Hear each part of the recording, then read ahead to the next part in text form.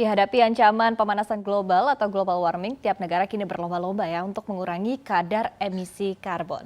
Di dalam negeri, upaya pengurangan emisi dilakukan dengan menerapkan skema tarif pajak baru untuk kendaraan bermotor berdasarkan efisiensi dan kadar emisi kendaraan. Nah, seperti apa detailnya kita akan simak dalam pajak kendaraan bergantung knalpot. Nah, per 16 Oktober 2021, pemerintah menerapkan skema baru untuk pajak kendaraan bermotor.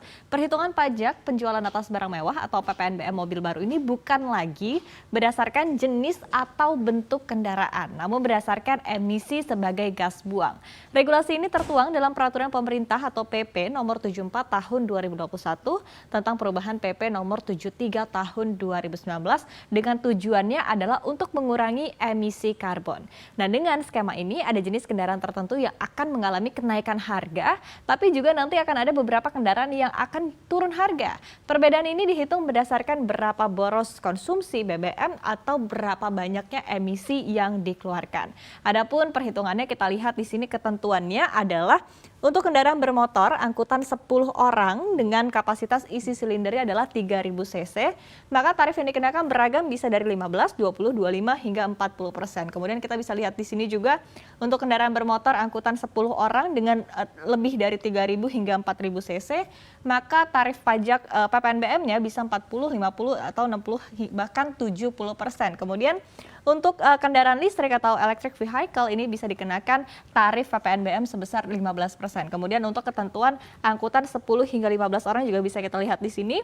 Tarifnya beragam mulai dari 15 sampai 20% hingga 25 hingga 30%. Sementara untuk kendaraan bermotor, kabin ganda kita juga bisa lihat untuk kapasitas 3.000 cc, maka tarif PPNBM yang dikenakan bisa 10, 12 hingga 15%. Kemudian juga bisa untuk lebih dari 3.000 bahkan 4.000 cc ini bisa mencapai 20, 15, kemudian juga bahkan 30% begitu. Dan untuk electric vehicle-nya maka dikenakan biaya ataupun juga tarif PPNBM bisa 10%. Nah, kemudian ada juga untuk semua jenis mobil yang kapasitas mesinnya ini di bawah 3.000 cc, maka akan dikenakan tarifnya untuk PPNBM sebesar 15%.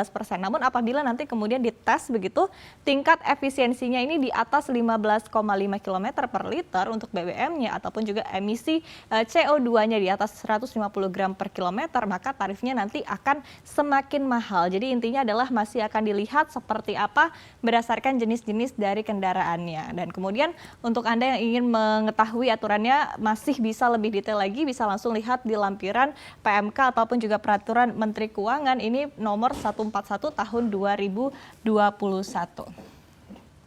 Kemudian, meski demikian, produsen mobil baru di dalam negeri hingga saat ini mengaku ya bahwa masih belum bisa mengumumkan perubahan harga kendaraan. Karena tadi sekali lagi harganya masih bisa naik, bahkan bisa juga turun. Nah, sejauh ini pihak produsen seperti Honda dan juga Toyota masih menunggu nih hasil uji emisi ulang untuk penetapan tarif PPNBM dari setiap jenis kendaraan. Dan kedua produsen otomotif ini pun mengaku masih belum menaikkan harga jual produk tipe low cost green car ataupun juga LCGC, meskipun aturan pajak baru sebetulnya sudah ditetapkan, karena disebutkan ya bahwa harga produk ini masih belum ikut naik karena sudah tersedia di dealer produksi sebelum aturan pajak ini resmi berlaku. Nah, kemudian jika sudah diterapkan, maka sebetulnya harga LCGC ini justru berpotensi naik karena aturan saat ini menetapkan PPNBM LCGC ini ada di kisaran 3%.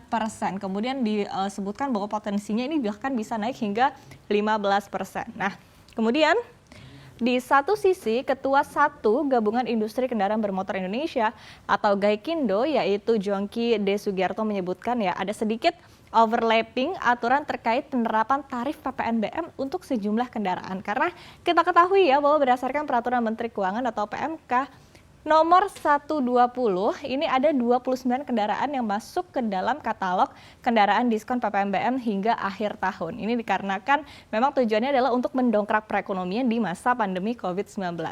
Sehingga untuk tarif PPN baru berdasarkan emisi saat ini masih belum bisa diterapkan untuk jenis-jenis mobil ini paling tidak hingga akhir tahun 2021. Kemudian bagaimana kebijakan ini akan mempengaruhi angka penjualan mobil di dalam negeri. Sekali lagi, masih belum diketahui perubahan harga pastinya dari kendaraan bermotor ini karena masih dikaji berdasarkan jenis dan juga tipe mobil. Namun bisa dipastikan bahwa semakin mobil tersebut ramah lingkungan ataupun juga hemat bensin, kemudian juga polusi yang dikeluarkan ini semakin rendah seperti mobil-mobil hybrid, plug-in hybrid atau bahkan mobil listrik berbasis baterai atau BEV, maka pajaknya akan semakin kecil. Begitupun juga sebaliknya, begitu mobil-mobil yang berpolusi besar begitu ya, maka pajak PPNBM pun akan dikenakan lebih besar. Nah, sejauh ini Gaikindo memprediksi bahwa penjualan mobil nasional di tahun 2022 ini akan mencapai targetnya adalah 900.000 unit. Sementara angka ini memang lebih besar ketimbang di tahun 2021 yang ditaksir hanya akan mencapai atau bahkan mencapai 750.000